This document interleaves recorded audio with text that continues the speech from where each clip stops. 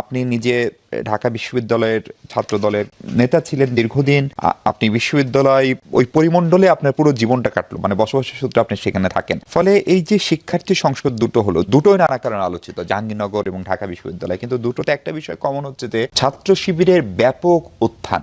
এইটা আসলে কি বার্তা দিচ্ছে, অথবা এখান থেকে ছাত্র দলের সাবেক নেতা হিসেবে আপনি কি মেসেজ নিচ্ছেন? ধন্যবাদ আপনাকে, ধন্যবাদ আমার দুই সহ আলোচক এবং যমুনা টিভির দর্শক শ্রোতা। আসলে ঢাকা বিশ্ববিদ্যালয়ের ডাকসুতে এই ফলাফল, আমরা যারা ঢাকা বিশ্ববিদ্যালয়কে চিনি, আমরা যারা ঢাকা বিশ্ববিদ্যালয়কে জানি, আমরা যারা ঢাকা বিশ্ববিদ্যালয়ের ঐতিহ্যকে বিশ্বাস করি, তার সাথে এটা যায় না। এখন আপনি বলতে উদ্ভব হয়েছে, এই প্রশ্নটা কিন্তু এখন করা যেতে পারে, তবে আমি ওই দিকে দেখতে চাই না। আমি দেখতে চাই এখানেও একটা সুনির্দিষ্ট প্ল্যান আছে, পরিকল্পনা আছে। আপনি দেখবেন এই যে জুলাইয়ের গণ অভ্যুত্থানটা শুরু হয়েছিল একটা বৈষম্যের বিরুদ্ধে, যার মাধ্যমে পরবর্তীতে একটা গভর্নমেন্টের পতন হয়ে গেছে, একটা রেজিমের পতন হয়ে গেছে। কিন্তু 5 তারিখ পর ঢাকা বিশ্ববিদ্যালয়ে আমি দেখি সবচেয়ে বৈষম্যের চর্চাটা সবচেয়ে বেশি হয়েছে এই 1 বছর 2 মাস, আমার দৃষ্টিতে আমি যেটা দেখেছি। কারণ এই বিশ্ববিদ্যালয়কে আমি ছাত্র ছিলাম, এই বিশ্ববিদ্যালয় ছাত্র নেতৃত্ব দিয়েছি, আমি সংসদে ছিলাম, সিনেটে ছিলাম, আমি এই বৈষম্য আমি ঢাকা বিশ্ববিদ্যালয়ে কখনো দেখিনি। আপনি যদি বলতে পারেন কেমন, যেমন আপনি মনে করেন 15টি বছর একটি সংগঠনের দখলে ছিল ঢাকা বিশ্ববিদ্যালয়, যেটা চর দখলের মতো, অন্য সংগঠনের কোনো অস্তিত্ব এখানে ছিল। বিশেষ করে জাতীয়তাবাদী ছাত্র দল ক্যাম্পাসে যাওয়া, হলগুলিতে থাকা, এটা তো স্বপ্নের ব্যাপার ছিল। কিন্তু আমরা ভেবেছিলাম 5 তারিখের পর এই যে ছাত্রলীগ বিতাড়িত হওয়ার পর যে একটা সহাবস্থান নিশ্চিত হবে, কিন্তু আমরা দেখি সেটা হয়নি। আর আপনি প্রশ্ন করতে পারেন, বা আমার দুই সহ আলোচক দর্শকরা, কেন? আপনি দেখবেন যে একটি সংগঠন, যে নতুন একটা শব্দ উচ্চারিত হচ্ছে এখন, গুপ্ত সংগঠন। এই সংগঠনটি কোন সংগঠনের ছত্রছায়া ঢাকা বিশ্ববিদ্যালয় দীর্ঘ 15 বছর ছিল। এদের কেউ কেউ ওই সংগঠনের পদ গ্রহণ করেছে এবং প্রকাশ্যে ঘোষণা দিয়ে বলেছে আমরা কৌশলগত কারণে ছাত্রলীগের সাথে ছিলাম। আপনি 5 তারিখ পর এদেরকে কিন্তু ক্যাম্পাস থেকে বিতাড়িত করতে পারেন নাই দোষর হিসাবে, বরং ক্যাম্পাসে তারা এই বৈষম্যের বিরোধী আন্দোলনের পর তারা কিন্তু চমৎকার ভাবে তাদের অবস্থানটা সুসংহত করেছে।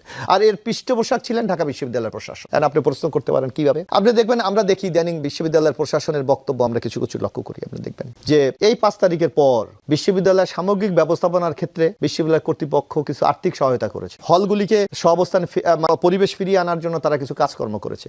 সেখানে উপাচার্যের সাথে কে ছিল? প্রত্যেকটি প্রোগ্রামে আপনি দেখেন উপাচার্যের সাথে ছিল এখন ডাকসুতে যিনি বিবিএস শিবিরের নেতা সাদিক। তাইলে জাতীয়তাবাদী ছাত্র দলের নেতারা কোথায় ছিল? আপনার যায় নাই কেন? আপনি এখানেই আমি আসি। কি আপনি বলেছেন? প্রথম আপনি একটা স্লোগান তুলেছেন যে ক্যাম্পাসে কোনো রাজনীতি হবে না, রাজনীতি মুক্ত ক্যাম্পাস চাই। আপনার নিশ্চয়ই মনে থাকার কথা, আপনি গণমাধ্যমের লোক, আমার এখানে 2 ভাই আছে, এরাও জানার কথা। সেটা নিয়ে যখন নানা মহল থেকে যখন প্রতিবাদ আসলো, সেটার আবেদন মানে ওই জায়গা থেকে তার একটু থমকে গেল। তারপর আপনি মনে আছেন যে কি চমৎকার দেখেন আপনার বৈষম্যটা কোথায়, যে ঢাকা বিশ্বের রাজনীতি থাকবে কিন্তু হলে থাকতে পারবে না। অর্থাৎ পরিকল্পিতভাবে হলে যারা অবস্থান নিয়ে আছে তাদেরকে একটা শেল্টার দেওয়ার একটা সুপরিকল্পিত ব্যবস্থা। এক। দ্বিতীয়ত জাতীয়তাবাদী ছাত্র দল যারা বৈধ, এরা তো যেতেই পারে না এই ক্যাম্পাসে। তাইলে আপনি এই যে 1 বছরে যারা দীর্ঘদিন হলে থাকতে পারে নাই, যারা এখন 3rd ইয়ার 4th ইয়ার বা মাস্টার্সের ছাত্র, তাদেরকে কি আপনি হলে আবাসিক থাকার কোনো ব্যবস্থা করেছেন? মানে কি মোশাররফ ভাই, আপনি এটাকে শুধু পরিকল্পনা বলতে চাচ্ছেন নাকি ছাত্র দলের ব্যর্থতা বলতে চাচ্ছেন? ছাত্র দল এই কূট কৌশলের কাছে পরাজিত হয়েছে। এক। তারপর আপনি দেখবেন ছাত্র দলের যখন কমিটি ডিক্লেয়ার হল, হল কমিটিগুলো আপনার নিশ্চয় খেয়াল আছে, 17 তারিখ রাতে, হ্যাঁ, হঠাৎ করে বললো যে না, হলে হলে কমিটি দেওয়া যাবে না। তাহলে এই যে এখন আপনি দেখেন বিশ্ববিদ্যালয়ের ভূমিকা কত মানে একটা মানে বৈপরীত্য। তাইলে আপনি ডাকসু নির্বাচন কির ভিত্তিতে করেছেন? রাজনীতিক, শিবির মনোনীত প্রার্থী, জাতীয় ছাত্র দল মনোনীত, ওই যে শিবির বলে নাই তাদের মনোনীত প্রার্থী, মানে মনোনীত বলতে তারা একটা জোট করেছে, but it is the political identity. হ্যাঁ, তাহলে আপনি একদিকে বলছেন পলিটিক্যাল আইডেন্টিটি, আপনি ডাকসু নির্বাচন করছেন, অন্যদিকে হলে রাজনীতি থাকতে পারবে না। What is this? পরিষ্কার। আমি বলি শুধু তাই না, এখানে আরো চমৎকার একটি ঘটনা আছে। আপনি দেখেছেন, আপনি বলছেন হলে আমি রাজনীতি করতে দেব না। শিবির প্রত্যেকটি হলে যে পিওর ড্রিঙ্কিং ওয়াটারের জন্য তারা প্ল্যান বসিয়েছে।